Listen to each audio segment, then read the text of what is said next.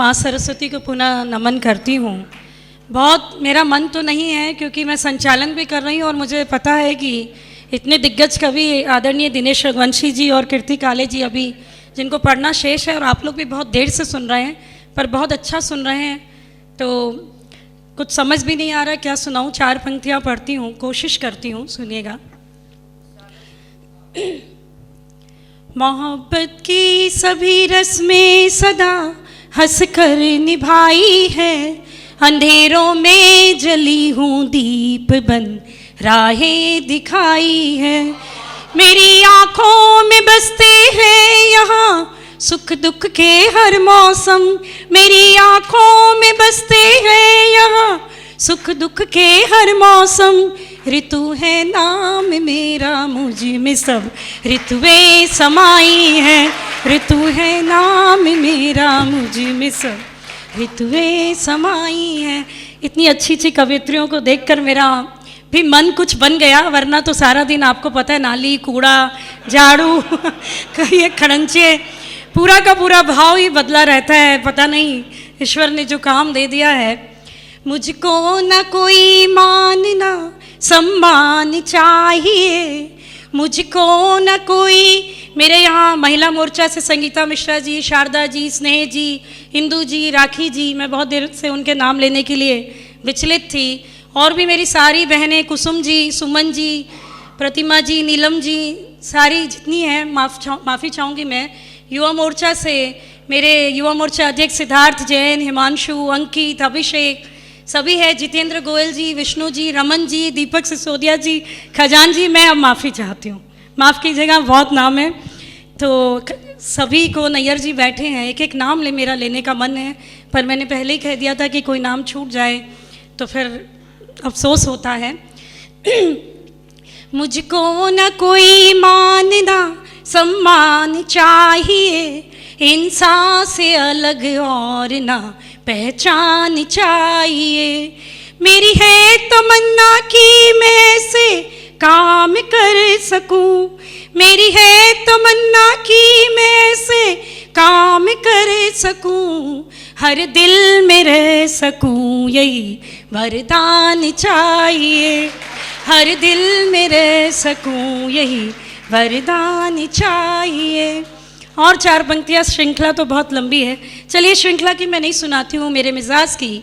मुझे ये 4 पंक्तियाँ किसी की है कि महफिल तो गैर की है, गैर की हो पर बात हो हमारी, इंसानियत जहाँ में औकात हो हमारी। महफिल तो गैर की हो पर बात हो हमारी, इंसानियत जहाँ में औकात हो हमारी। दुनिया बनाने वाले कुछ ऐसी ज़िंदगी दे कि आंसू तो गैर के हो पर आँख हो हमारी, आंसू तो गैर के हो पर आँख हो हमारी। 4 पंक्तियाँ माँ पर पढ़ती हूँ। तेरे आंचल में माँ प्यार ही प्यार है, सब गमों का दुखों का माँ उपचार है। मैंने देखा नहीं उसे भगवान को, मैंने देखा नहीं उसे भगवान को, पर सुना है कि तू उसका अवतार है, पर सुना है कि तू उसका अवतार है। और 4 पंक्तियाँ। तूने जीवन दिया तेरा भार है, इसे दुनिया में तू ही मेरा सार है। तेरी आँखों से माँ जब भी गंगा बही, तेरी आँखों से माँ जब भी गंगा बही, मुझको ऐसा लगा तू ही हरिद्वार है, मुझको ऐसा लगा तू ही हरिद्वार है। जो जो याद आ रहा है मैं पढ़ रही हूँ। 4 पंक्तियाँ पढ़ती हूँ कि हो चाहे जितनी रेखाएं हाथ हथेली पर, हो चाहे जितनी रेखाएं हाथ हथेली पर, बस एक रेखा भाग्य की तकदीर बदलती है। हो चाहे जितने बेटे माँ बाप के साथ, पर एक बिटिया घर भर की तस्वीर बदलती है, पर एक बिटिया घर भर की तस्वीर बदलती है। मेरा गीत है पूरा बेटी का, मैं नहीं पढ़ूंगी। मेरी कविता है पूरी माँ की, मैंने माँ पर पढ़ दिया। मेरे 2 मुक्तक पिता पर भी पढ़ती हूँ क्योंकि मेरे पिता पर भी पूरी कविता है, वो भी आज नहीं पढ़ूंगी पिता पर भी मुक्तक पढ़ती हूँ ताकि छोटे में काम हो जाए। अनिल जी, दिशा फाउंडेशन मैंने सन 2000 में शुरू की थी। ये एक सामाजिक एनजीओ है, लेकिन सच कहूँ पूरे देश भर में ये एक रजिस्टर्ड एनजीओ है और हम लोग बहुत से लोग हैं, 15 लोग इसमें जुड़े हैं, जो कि सब उसमें लोग सोशल वर्क में पीएचडी लोग हैं, कोई डॉक्टर हैं एम्स में, कोई बहुत अच्छे अच्छे लोग जुड़े हुए। आज उनका आना नहीं हुआ, लेकिन आज जब से मैं निगम पार्षद बनी हूँ मैंने दिशा फाउंडेशन का कोई कार्यक्रम नहीं रखा। ये सोचकर कि ईश्वर ने जो मुझे सेवा का काम कर दिया है वो निगम पार्षद के माध्यम से दिया है, तो दिशा फाउंडेशन बहुत समय से बहुत ज़्यादा काम नहीं कर पाई। जब अनिल जी से चर्चा हो रही थी, तो जब साहित्य संगम के बैनर पे ये कार्यक्रम होना तय हुआ, तो मैंने सोचा कि दिशा फाउंडेशन जो 6 वर्षों तक लगातार दिल्ली हाट में बहुत भव्य पुस्तक मेला लगाती रही है, साहित्य के लिए काम भी करती रही है, सामाजिक कार्यों के साथ साथ मैंने HIV awareness, anti drugs program, malnutrition पर सीधे सीधे सामाजिक कार्य किए हैं। तो आज क्यों ना मैं कवि सम्मेलन में भी जुड़ूं। तो दिशा फाउंडेशन की मैं एक फाउंडर प्रेसिडेंट हूँ और बहुत अच्छे अच्छे लोग जुड़े हैं। अगली बार कोई कार्यक्रम होगा तो वो भी आएंगे। मैं 4 पंक्तियाँ कहती हूँ कि भीतर भीतर छुप छुप कर ही रो लेते हैं बाबूजी, भीतर भीतर। हाँ जी, हाँ, आदरणीय जगदीश मित्तल जी ने याद दिलाया कि राष्ट्रीय कवि संगम जो अभी हर वर्ष 15 नवंबर को दस्तक नई पीढ़ी का एक कार्यक्रम करता है, जिसमें देश भर से नए कवि जो हैं काव्य पाठ करते हैं और बहुत दिग्गज कवि जिनको सुनते हैं, आदरणीय जगदीश मित्तल जी जिनका आयोजन करते हैं। प्रथम और दूसरी दस्तक नई पीढ़ी का जो कार्यक्रम है वो दिशा फाउंडेशन के माध्यम से ही हमने करवाया था और अनिल अग्रवंशी जी ने उसका संचालन किया था, जैसा कि मुझे याद है। तो आज जो है सभी मिलजुल कर साहित्य संगम, राष्ट्रीय कवि संगम, दिशा फाउंडेशन कार्य कर रहे हैं। भीतर भीतर छुप छुप कर ही रो लेते हैं बाबूजी, अपने दिल की व्यथा कथा को कब कहते हैं बाबूजी। भीतर भीतर छुप छुप कर ही रो लेते हैं बाबूजी, अपने दिल की व्यथा कथा को कब कहते हैं बाबूजी। वृक्ष सरीखे हैं ये अपना फर्ज नहीं भूला करते, कड़ी धूप में तपकर भी छाया देते हैं बाबूजी, कड़ी धूप में तपकर भी छाया देते हैं बाबूजी। और मैं एक बेटियों पर तो नहीं, एक छोटी सी कविता पढ़ती हूँ। जब बेटी जब औरत बनती है, एक लड़की जब औरत बनती है, बेटी जब बहू बनती है, तो क्या परिवर्तन आता है। एक छोटी सी कविता सुनेगा कि भूल रही हूँ मैं, बहुत दिन हो गए, 1 मिनट। एक थी चिड़िया, एक थी मैं। दिनेश जी जिनसे भी मैंने भी बहुत कुछ सीखा है। एक थी चिड़िया, एक थी मैं थी चिड़िया या चिड़िया थी मैं। यहाँ जो महिलाएं बैठी समझ सकती हैं और जो पुरुष बैठे हैं अपनी बेटियों को याद करते हुए सुन सकते हैं। बहुत सी कविताएं हैं, लंबी श्रृंखला है, लेकिन जैसा याद आ रहा है, एक थी चिड़िया, एक थी मैं थी चिड़िया या चिड़िया थी मैं, ये समझना मुश्किल था, क्योंकि इतनी समानताएं थी हम दोनों में कि लोग अक्सर मुझे चिड़िया कहते थे और चिड़िया को मुझ जैसा। हमने कितने ही डालों पर झूले डाले थे और झूलों पर झुलाए थे सपने, और सपनों में क्या, बस गलियां, सखियां और अपने। पर जैसे जैसे हमारे कद हमारे छोटों से ऊंचे होने लगे, न जाने किसकी नज़र लगी, हमारे पंख हमसे छीन लिए गए और एक रस्म निभाई गई जिसमें गलियां, सखियां, अपने सब तो दूर हुए ही, मेरी चिड़िया भी मुझसे बिछुड़ गई। बेटी जब जिसमें गलियां, सखियां, अपने सब तो दूर हुए ही, मेरी चिड़िया भी मुझसे बिछुड़ गई। अब मुझे कोई चिड़िया नहीं कहता, अब मुझे कोई चिड़िया नहीं कहता, शायद चिड़िया को भी नहीं कहता होगा, वह भी रुखसत हो गई होगी कहीं, क्योंकि मायके में बिन बिटिया के चिड़िया के क्या मायने, और ससुराल वाले क्या जाने ये ससुरी चिड़िया किस चिड़िया का नाम है, ये ससुरी चिड़िया किस चिड़िया का नाम है, किस चिड़िया का नाम है। बहुत बहुत धन्यवाद। आज मुझे अच्छा लग रहा है, वर्षों बाद मैंने किसी कवि सम्मेलन का संचालन किया।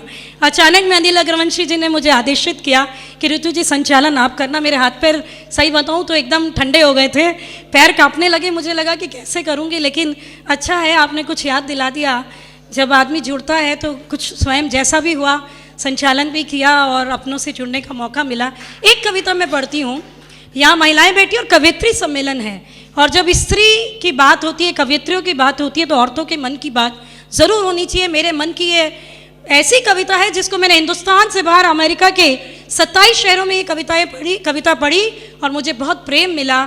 सुनिएगा, इस कविता की भूमिका में मैं परवीन शाकिर का एक शेर रखती हूँ कि वो तो खुशबू है हवाओं में बिखर जाएगा, वो तो खुशबू है हवाओं में बिखर जाएगा, मसला फूल का है फूल किधर जाएगा, मसला फूल का है फूल किधर जाएगा। स्त्री और पुरुष केवल शारीरिक संरचना में ही भिन्न नहीं होते, संवेदनाओं में भावनात्मक स्तर पर भी बहुत भिन्न होते हैं। पति पत्नी एक साथ दो पहिए के रूप में अपनी दैनिक दिनचर्या व्यतीत करते हैं, पर पत्नियां क्या सोचती है, औरत क्या सोचती है, एक स्त्री होने के नाते, एक कवयित्री होने के नाते मेरा धर्म बनता है और मैंने कविताओं के माध्यम से बयान किया है। सुनिएगा कि आज मूड तो नहीं था कि ब्रेकफास्ट के बाद तुम्हारा लंच भी पैक करूं, आज मूड तो नहीं था कि ब्रेकफास्ट के बाद तुम्हारा लंच भी पैक करूं और छोड़ने आऊं तुम्हें बाहर तक मुस्कान ओढ़े ऑफिस के लिए।